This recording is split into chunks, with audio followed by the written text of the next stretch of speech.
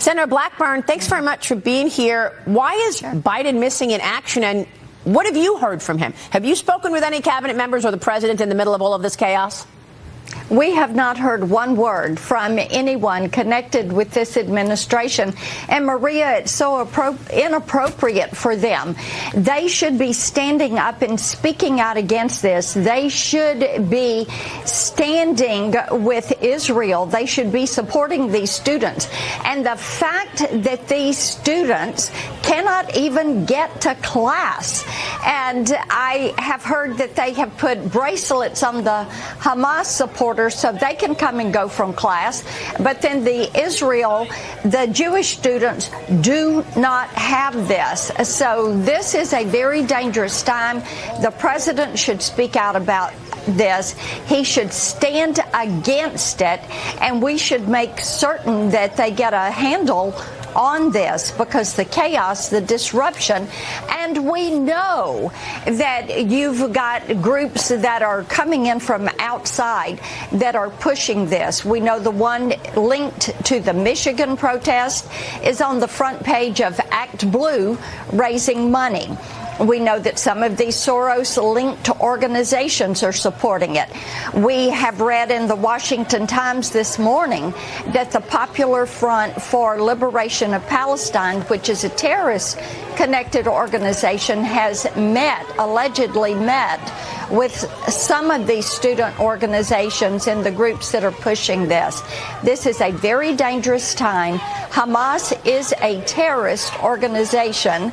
Iran is who is funding a lot of this. This is not something that is going to contribute to public safety. This is all something that is divisive. It needs to stop right now. Well, Senator, you've been doing a lot of work on social media over the years with your bills. I want to ask you about that, because I'm being told that these anti-Israel protesters are getting direction on social media, whether it's TikTok or, Instagram. Talk to us about the online influence for these demonstrations and where it's coming from, because I was told that they're being told, go to this building, go to that school, all on social media. That is what we are hearing. We do not have a lot of confirmation around this, but it seems that these organizations who are directing these students and the outside agitators that are coming in, that they are getting all of their direction as to where to go from TikTok, from Snapchat, from Instagram, from these different social media platforms. And there again, these social media platforms should be held to account. If you've got someone that is promoting self-harm, promoting terrorist activity, for goodness sakes, block them and don't let them on that platform. Yeah, right. That's why we want to keep following that angle of this. But I want to get your take on what the White House is mulling. We're told that the White House is now considering bringing some Palestinian refugees into the United States from Gaza. CBS News is reporting this. Senior officials across several federal U.S. agencies have discussed the practicality of different options to resettle Palestinians from Gaza who may have immediate family members who are American citizens or permanent residents. Neighboring countries, as you know, Jordan and Egypt, have refused to accept Palestinian refugees. Egypt citing security concerns as the reason. Senator, your thoughts? What we have to realize is the reason the countries in the neighborhood will not accept these Palestinians is because these are the people that elected Hamas to be their government. They do not want them. Now, Senator Joni Ernst is leading Republicans in a letter to the White House to find out about this, to find out about the vetting, to find out where they're planning to send them, to find out what the numbers are, to get some of the detail, because they have not had one word to say to us in the U.S. Senate about what their plans are. But, Maria, bear in mind, the president has not spoken out against what is taking place on the college campuses. For 10 days, we have not heard from him. Then we hear this leak that they're going to bring these people in, these Palestinian refugees in here, give them benefits, give them priority.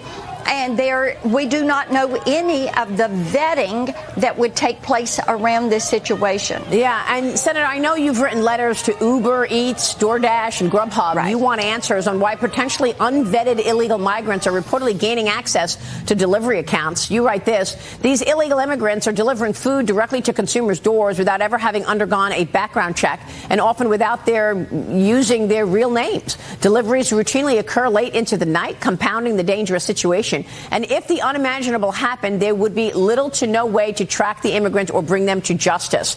Tell us more about that, Senator.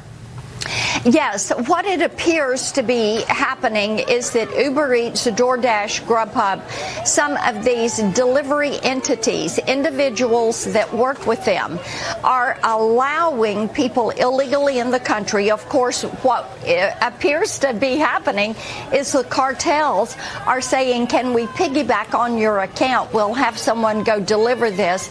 We'll split the money with you. So it's like people are working more hours, they're getting that split, and you have illegal aliens that are using this to work out their fee that they are paying the cartel to get in the country illegally. So then they're illegally working on someone else's account and delivering food to individuals' homes. Now, think if you're a parent working and you do an Uber Eats or a DoorDash delivery to get food to your children who are at home, and they open the door, it's a different car, it is a different person, and that food is coming in the door. This is the danger of this. It is wrong, and these entities need to help us figure out what is happening with the individuals that have accounts, delivery accounts with them. I mean, correct me if I'm wrong, Senator, but isn't it true that the White House is giving these illegal work permits? They are. This is going in for the parolees. That's exactly right. Yeah. And as we all learned, the illegal alien that killed Laken Riley was someone who had been paroled into the country and had been given benefits in one of these illegal work permits. And Uber Eats and DoorDash have denied that person, Laken Riley's killer, actually worked there. So those companies are denying that he actually worked there. But I want to ask you about this Huawei story that Bloomberg is reporting about this morning, Senator. Huawei has secretly backed U.S. research and awarded millions of dollars in prizes working with Harvard. Bloomberg writes this: Huawei Technologies, the Chinese telecom giant blacklisted by the United States, is secretly funding cutting-edge research at American universities, including Harvard. Through an independent Washington-based foundation, Huawei is the sole funder of a research competition that has awarded millions since its inception in 2022. As part of the contract, which apparently Bloomberg read and reviewed, this is a non-public document, and the non-public document says the foundation, quote, shall not be required to designate Huawei as the funding source or program sponsor of the competition. And the existence and content of this agreement and the relationship between the parties shall also be considered confidential information. So you've got a blacklisted Chinese Communist Party company. This is their key tool in terms of surveillance, working with Harvard University. Yes, and bear in mind, Huawei beds surveillance technology into their hardware. And this is one of the reasons we have tried to rip it out of not only the U.S., but also with our allies so that our sensitive data does not travel over their networks. Now, the Chinese Communist Party is determined to noodle their way into our research institutions and to steal our intellectual property. We have known that. They have seen universities who are money hungry and some of their less political savvy professors have been co-opted, and they feel like there is nothing wrong. They don't see China as an adversary. They see it as a competitor. Yeah. So you have people like Huawei who are trying to disguise what they're doing.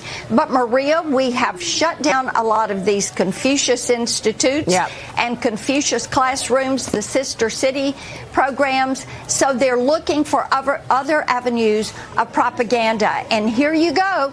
Universities who don't have a backbone, they're saying, well, as long as it's disguised and nobody knows about it, we can do this. Well, it is disgusting. Well, I know.